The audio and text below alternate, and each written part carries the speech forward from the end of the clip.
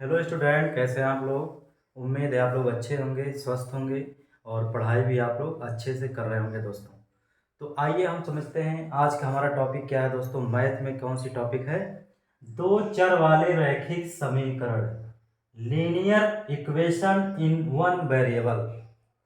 दो चर वाले रैखिक समीकरण को क्या होता है, कैसे पहचान करेंगे, क्या क्या पैरामीटर्स होते हैं। तो दो चर वाले रैखिक समीकरण को पहचान कैसे करते हैं, आइए समझते हैं। कुछ एग्जाम्पल के माध्यम से हम लोग समझेंगे कि एक हमारे पास यहाँ तीन समीकरण हैं। तो इन तीन समीकरणों में से हम लोग पहचान करेंगे कि कौन सा दो चर वाला रैखिक समीकरण है दोस्तों। इसमें देखिए 2x+3 बराबर 0। इसमें कितने वेरिएबल हैं? आप यहाँ चर, इसे ही बोलते हैं वेरिएबल। चर किसे कहेंगे दोस्तों? जिसका मान, जिसका वैल्यू, जिसका मान निश्चित ना हो, जिसका मान निश्चित ना हो। साधारण भाषा में इसे एक्स वाई जेड से दिखाते हैं दोस्तों। अचर, अचर कौन सी होती है? अचर राशि, इसे बोलते हैं नॉन वेरिएबल। तो अचर किसे कहेंगे? जिसका मान, जिसका मान निश्चित हो, जिसका मान निश्चित हो। जैसे एक, दो, तीन, ये सभी संख्याएं अचर राशि होती हैं जिसका मान फिक्स होता है दोस्तों।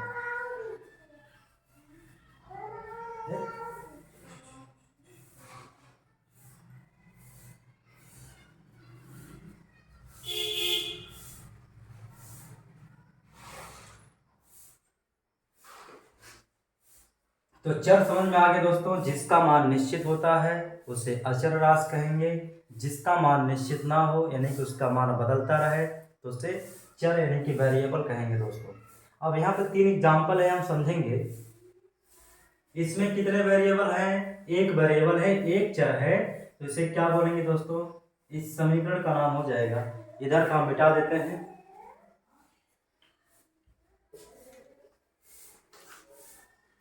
इसका नाम हो जाएगा एक चर में,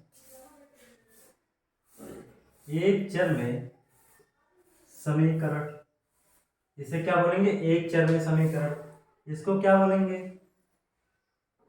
एक चर में रैखिक समीकरण, सॉरी, एक चर में रैखिक समीकरण।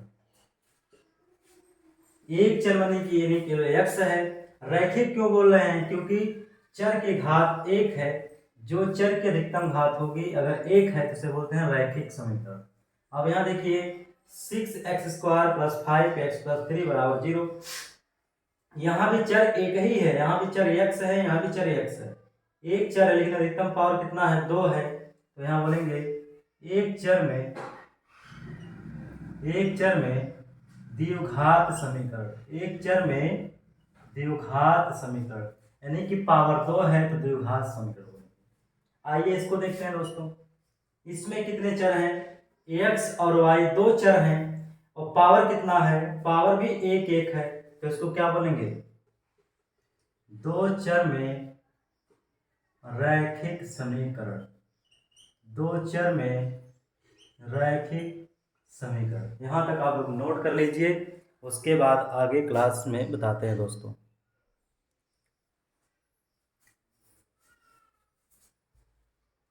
तो हमने तीन एग्जाम्पल दिया, तीन एग्जाम्पल को बता दिया कि कौन कौन से समीकरण हैं। तो आइए समझते हैं दो चर वाला रैखिक समीकरण मानक रूप क्या होता है।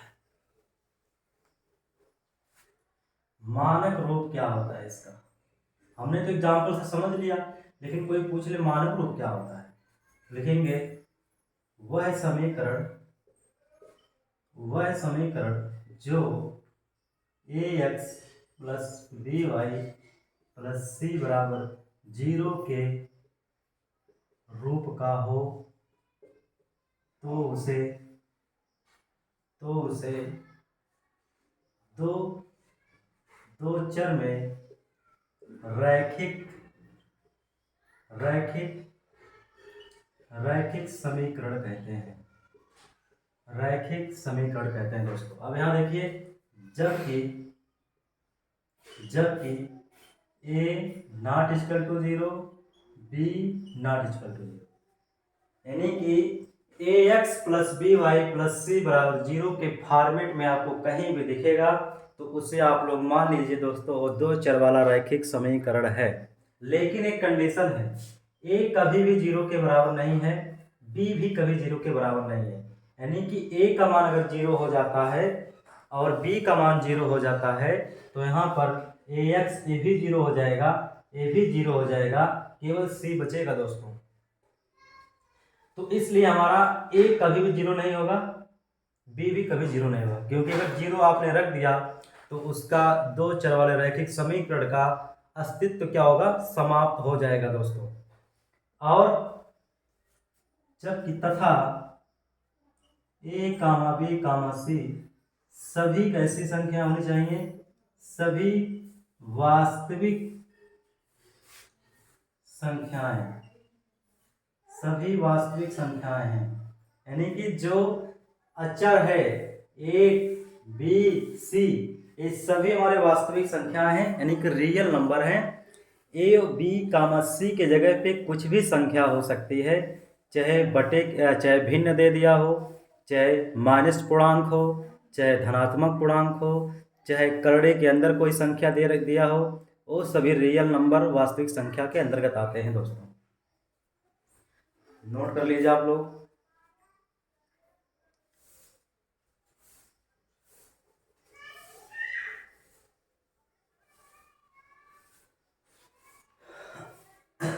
क्वेश्चन लेते हैं दोस्तों। 2x बराबर y को दो चर वाले समीकरण के, दो चर वाले रैखिक समीकरण के मानक रूप में लिखिए। मानक रूप में अभी हमने बताया इसका मानक रूप A X plus B Y plus C बराबर जीरो के फॉर्मेट में ही लिखना है दोस्तों हमेशा, क्योंकि यही हमारा दो चर वाला रैखिक समीकरण है। तो इसको आप कैसे लिखेंगे, तो 2x वाई को इधर ले आइए, वाई को इधर ले आएंगे माइनस वाई बराबर जीरो। अब देखिए इसमें ए एक्स आ गया, यानी कि एक्स आ गया पद, y वाला भी पद इसमें दिया है, c वाला पद नहीं दिया है, तो c वाले को क्या मान लेंगे दोस्तों, c वाले को हम लोग जीरो मान लेंगे, बराबर जीरो। यही हमारा मानक रूप होगा दिए गए समीकरण का। आइए अगला क्वेश्चन देखते हैं।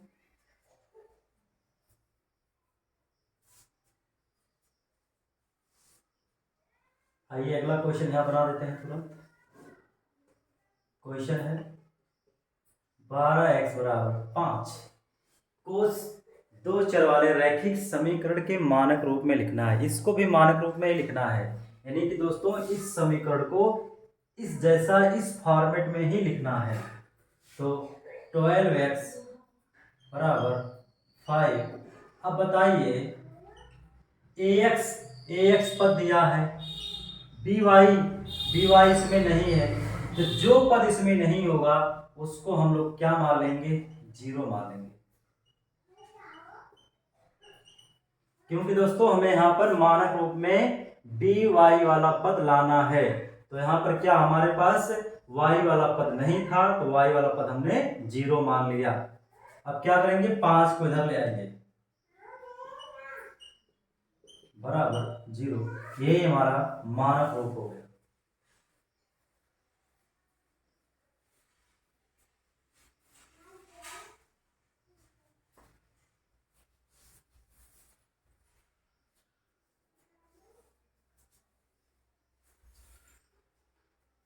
आइए अगला क्वेश्चन देखते हैं।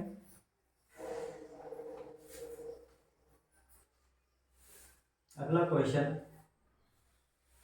x बराबर y बाई 2 को दो चर वाले रैखिक समीकरण के मानक रूप में लिखना है दोस्तों। तो क्या हो जाएगा, यानी कि ए एक्स, यहाँ पहले क्या करेंगे, क्रॉस गुणा कर लेंगे, 2 का गुणा कहाँ हो जाएगा, एक्स में। तो हो जाएगा, इसको हम लोग सॉल्व करेंगे, इसको x बराबर वाई बाई 2 क्रॉस गुणा करेंगे, 2x बराबर वाई, वाई इधर ले आइए आप लोग, x यहाँ प्लस इधर आएगा माइनस, वाई बराबर 0। अब देखिए यहाँ पर c वाला पद भी लाना है, तो c वाला पद क्या कर देंगे यहाँ पर 0, क्योंकि यहाँ c पद नहीं दिया है। ये हमारा हो गया 2 चर का।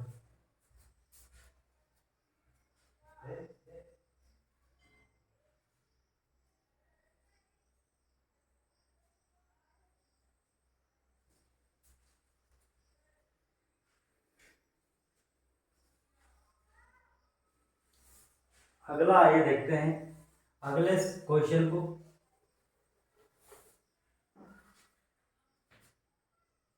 क्वेश्चन है 6x बराबर वाई बाई 2 प्लस 3। इसको हमें मानक रूप में लिखना है, 2 चर वाले समीकरण के मानक रूप में लिखना है दोस्तों। तो क्या हो जाएगा, तो सबसे पहले यहाँ सॉल्व करेंगे, इसको क्वेश्चन को नोट करेंगे, 6x बराबर वाई बाई 2 प्लस 3। यहाँ पर 2 का एलसीएम ले लेंगे, 2 एलसीएम लेंगे तो बच्चों 2 3 यहाँ 6 हो जाएगा। अब इस 2 का गुणा यहाँ कर देंगे, तो हो जाएगा 2 गुणे 6x बराबर वाई प्लस 6 का गुणा 2 में 12x बराबर वाई प्लस 6। अब क्या करेंगे, वाई वाला पद इधर ले आएंगे, सी वाला 6 को भी ले आएंगे, बराबर 0। ये हमारा क्या हो गया, मानक रूप, A x B Y plus C बराबर 0। इस फॉर्मेट में हमने लिख दिया, तो ये हमारा हो गया आंसर।